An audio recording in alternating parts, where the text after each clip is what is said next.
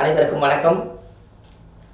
பாரம்பரிய திருவள்ளுவர் குல வம்சம் பிரசன்ன ஜோதிடர் சுப மாரிமுத்து.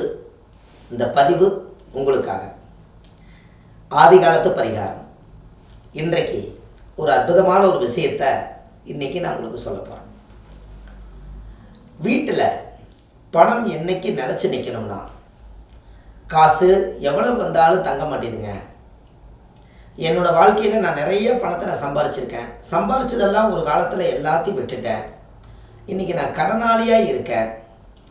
நிறைய பேர்த்துக்கு நான் நல்லது செஞ்சேன். நான் உதவின்னு கேட்கும்போது யாருமே எனக்கு உதவி செய்ய மாட்டேங்கிறாங்க. இப்போ மன உளைச்சல், நெருக்கடி, பணம் இல்லாமல் வாழ்க்கையில் நான் ரொம்ப பிரச்சனையில் இருக்கிறேங்க அப்படின்னு உங்களுக்கு ஏதாவது பிரச்சனை இருந்தால், உங்களுடைய ஜாதகத்தில் பணம் என்பது சாதாரண விஷயம் இல்லை. அந்த பணத்தை நீங்கள் நல்லபடியாக செய்யணும்னா உங்களுக்கு ஒரு அற்புதமான ஒரு விஷயத்தை உங்களுக்கு கொடுக்குறேன். இந்த பணம் உங்கள் வாழ்க்கையில் சிறப்பான முறையில் வீட்டில் எப்போதுமே தங்கணும்னா ஒரு எளிய பரிகாரம், எளிமையான பரிகாரம், ஆதிகாலத்து பரிகாரம். பசுமாடு வீட்டுக்கு கூட்டிகிட்டு வந்து பசுமாட்டுக்கு பாத பூஜை பண்ணு. எல்லாரும் மனிதர்களுக்கு தான் பாத பூஜை பண்ணுவாங்க. கோமாதா என்பது மகாலட்சுமி. பசுமாடை வீட்டில் முன்னாடி கொண்டு வந்து நிறுத்தி 4 காலையும் கழுவி விட்டு முதல் பச்சை தண்ணி ஊற்றி 4 பக்கம் கழுவி விட்டுருங்க. அதுக்கப்புறம் மஞ்சள் தண்ணி, அதுக்கப்புறம் பால் அபிஷேகம், அதுக்கப்புறம் பன்னீர் எல்லாம் ஊற்றி பசுமாட்டுக்கு அபிஷேகம் செய்யுங்க. எல்லாம் பண்ணி அந்த பசுமாட்டுக்கு திருநூறு, சந்தன, குங்குமம் எல்லாம் வச்சு பசுமாட்டுக்கு ஒரு வஸ்திரம் வாங்கி போட்டு ஒரு தேங்காய் உடைச்சி வச்சு ஒரு பத்தி பொருத்தி தீபாரதனை காமிங்க.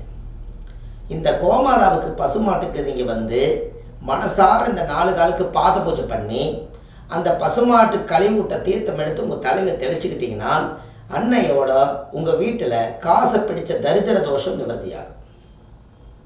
இதை நீங்கள் கண்டிப்பாக செய்யுங்க. இது வரைக்கும் பசுமாட்டுக்கு கூட்டிகிட்டு வருவாங்க, பாத பூஜை பண்ண மாட்டாங்க. பசுமாட்டுக்கு கோமாதா வழிபாடுகள் பண்ணிட்டு போயிடுவாங்க. நான் சொல்கிறது, பசுமாட்டுடைய காலில் தான் 4 காலுக்கு பாத பூஜை பண்ணணும்.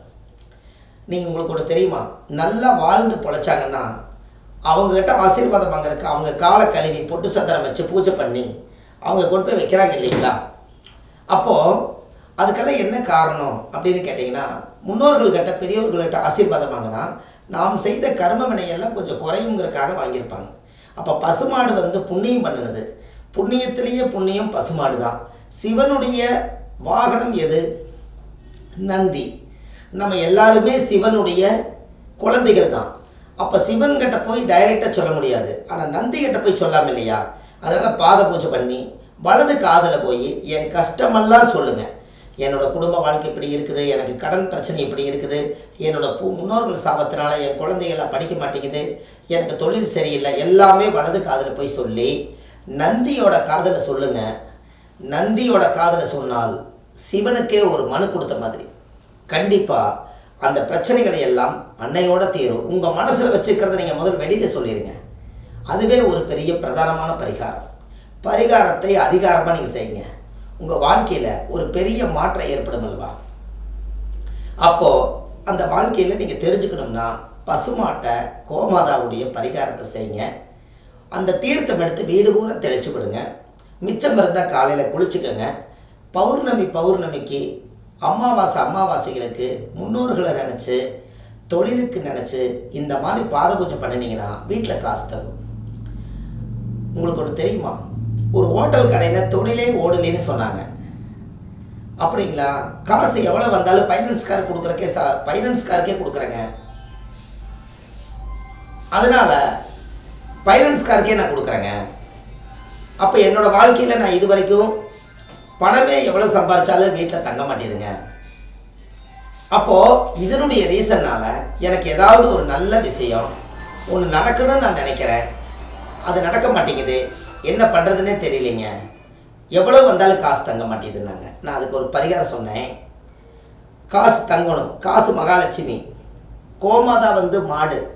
மாட்டோட உடம்பு பூரா மகாலட்சுமி தான். ஒரு நாள் காலையில் வெள்ளிக்கிழமை மகாலட்சுமி பசுமாட்டின் கண்ணுக்குட்டியும் கூட்டிகிட்டு வாமா, கடைக்குள்ளே நிறுத்து, ஹோட்டல் கடையில் நிறுத்து, ஹோட்டல் கடையில் நிறுத்தி 4 காலுக்கு பாத பூஜை பண்ணி பசுமாடு கண்ணுக்குட்டிக்கு வஸ்திரம் வாங்கி கொடுத்து அதுக்கு ஒரு சாப்பாடு ஊட்டி விட்டு பசுமாடை நீங்கள் 3 முறை சுற்றி வந்து அந்த தீர்த்தமெல்லாம் எடுத்து கடையில் தொளிச்சு விடுங்கன்னு சொன்னேன். இன்றைக்கி சாப்பாடு சரியான கூட்டம். ஹோட்டலில் தலைக்கு பின்னாடி நின்று அவங்க எப்படா எந்திரிப்பாங்க, நம்ம எப்போ உட்காருவோங்கிற அளவு கூட்டம். இன்றைக்கி அதை பார்த்து ஒரு சந்தோஷப்பட்டாங்க. இதை நீங்கள் பதிவு வீடியோவில் சொல்லாமல்லங்க, நாங்கள் கண்டிப்பாக சொல்கிறோமாண்ணே.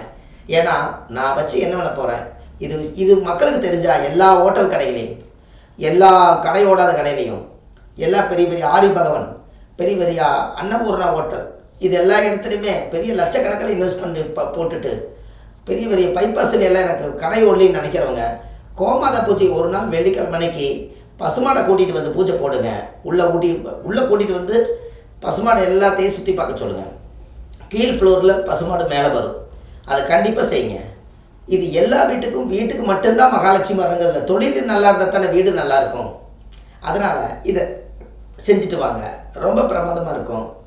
இப்படியெல்லாம் ஒரு பரிகாரங்கள் ஆதி காலத்தில் முன்னோர்களெல்லாம் வீடு புண்ணியர்ஜனிங்க போது ஏன் பசுமாடு கன்னி குட்டி கொண்டு வந்து வீட்டுக்குள்ளே எல்லா வீட்டையும் சுற்றி பார்த்துட்டு அதுக்கு ஒரு சந்தோஷமாக திருப்தி தாட்டி விட்டாங்கன்னா அந்த வீட்டுக்குள்ளே மகாலட்சுமி கால் எடுத்து வச்சால் அந்த வீடு எல்லா விருட்சமும் எல்லா சகல சக்திகளும் குழந்தை பிறந்து அந்த வீட்டில் வாரிசாக பிறக்குங்கிறதுக்காகத்தான் பசுமாடை வீட்டுக்குள்ளேயே கூட்டிகிட்டு வந்தாங்க.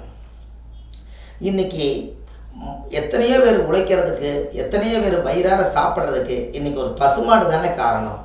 ஆதி காலத்தில் ஏறு கலப்பையில் மாட்டை பிடிச்சி உழுது அதில் விதையை ஊண்டி அதில் தான் நம்மளுக்கு செடியெல்லாம் வளர்ந்து அதிலிருந்து பயிர் உருவாகி நமக்கு சாப்பாடாக வந்தது. அப்போ அன்னைக்கு அந்த ஏர் கலப்பை இழுத்தது மாடு தான்.